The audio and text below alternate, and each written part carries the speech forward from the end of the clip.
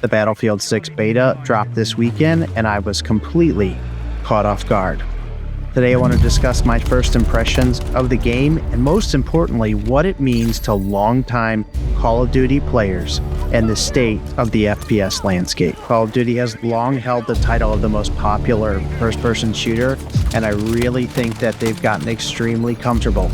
The graphical fidelity of this game and the richness of the soundscape is absolutely next level. Now, while it's not as fast-paced as normal Call of Duty titles, there is a lot of room for improvement here.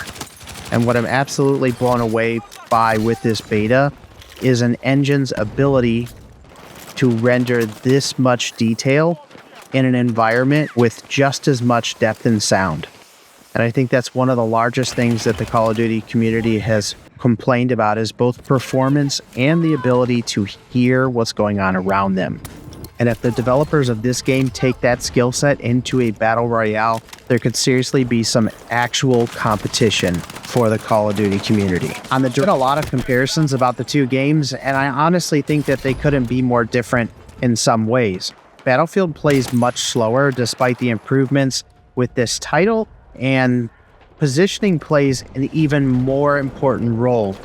The centralization around squad-based gameplay is very important. The enhanced mechanic of being able to revive your downed teammates while moving out of the line of fire, both cinematically entertaining as well as plays extremely well. I can't believe that something that beautiful and that clean is so effective. These are the things that the Call of Duty developers, I think, have completely let go by, because they've spent a lot of time focusing on bundles and skins. And I think that that is one of the major gripes with the community, is there seems to be way too much emphasis on creating more money opportunities and not enough about enhancing the gameplay.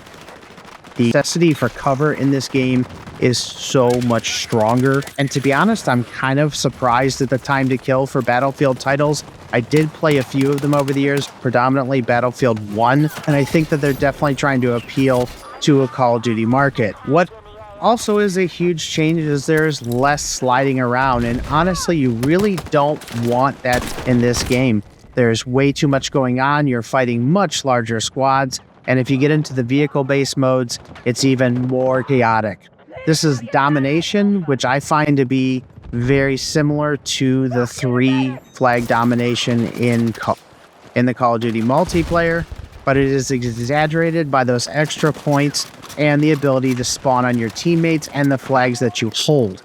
And this completely changes the way that domination is really played, because you can choose to split off, you can fight with your squad, or you can hold down a position defensively. And that is what I think makes this game so different, is there is a very heavy strategy side to it. I think that a lot of players would appeal to. And the roles in some of these squad-based decisions, I could definitely see unfolding for a player base that is just worn out, that has spent a lot of time grinding metas and grinding camos, that I think that this would give a lot of players kind of a different entree instead of having the same pizza. The lighting is light years ahead of Call of Duty, and the ability to see targets both when you're coming in and out of buildings makes it supremely superior to some of the problems that we've had Warzone, especially over the last few seasons. You can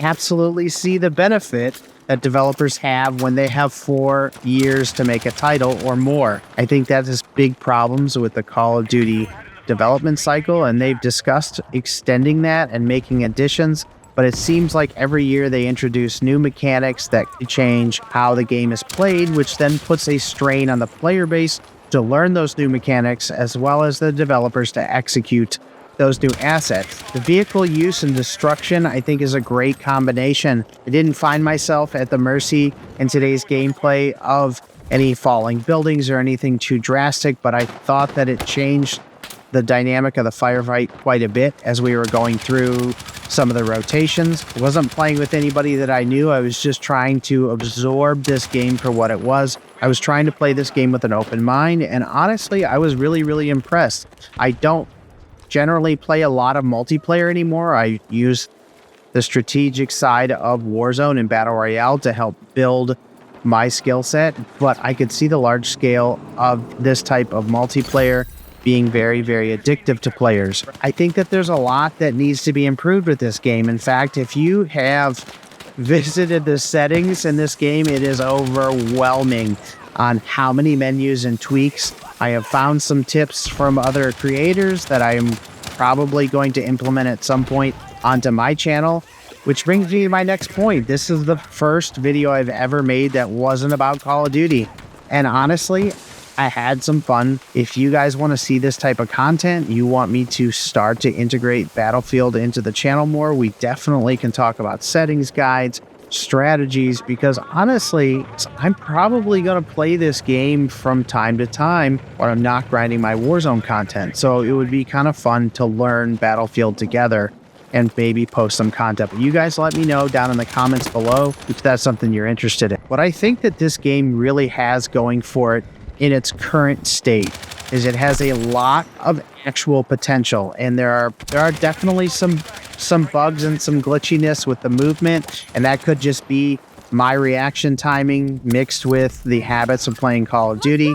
But for the most part, these are all very fixable things. I don't think that Battlefield should try to be Call of Duty. I think that they have a great identity, but I'm also saying that from the perspective of a Call of Duty player. I think that this title was intended to extend their player base, and the only way that they could do that is dip into the Call of Duty base by appealing to them.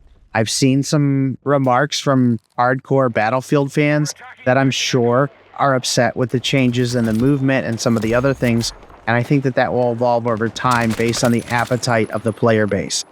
Remember that bringing more players into your community is only going to enrich the game that you love. It's going to bring, unfortunately, for the Call of Duty side, I think that the money has become the focus, and the characters that people are very upset about definitely seem like they have taken precedent over an anti-cheat and some general improvements like soundscape and overall performance. I think that it's interesting that they chose to, I believe, cut out older consoles.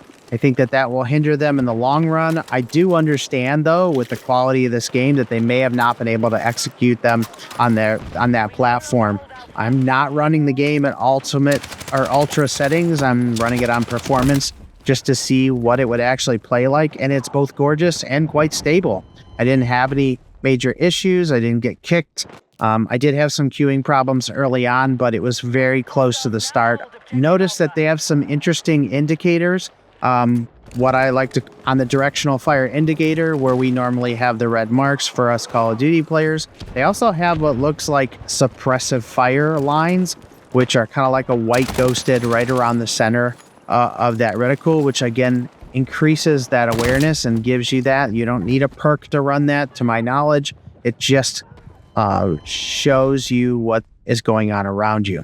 I think that the revive mechanic is very, very cool. I'll be honest with you, I did not see enough medics doing their job. I know that there was quite a few supports roles going. I was trying to put my part in the fight as much as possible and focus on bringing back teammates that were down. Again, I'm new to this, relatively new to this mechanic. Resing a knock in Warzone is very different in this situation because this takes a lot less time.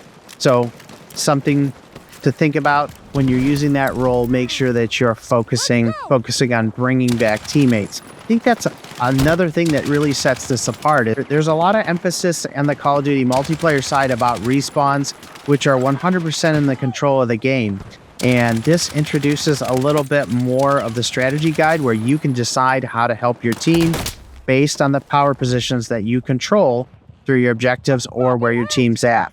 You do have to be careful, though, because you can spawn on your team under fire by just a millisecond and then literally jump out into the hail of gunfire. So I think that it's not as slow paced as I remember it. Honestly, there was a lot of long distance runs or use of vehicles to get back with some of the older titles. And I think that that will definitely appeal to the Call of Duty community who is used to high action, shipment content. But this is going to appeal to some Call of Duty players, and then there's some Call of Duty players that are going to run from this and uninstall. And that's okay, because I think that Battlefield should stay Battlefield. I don't think that either game should try to become one or the other.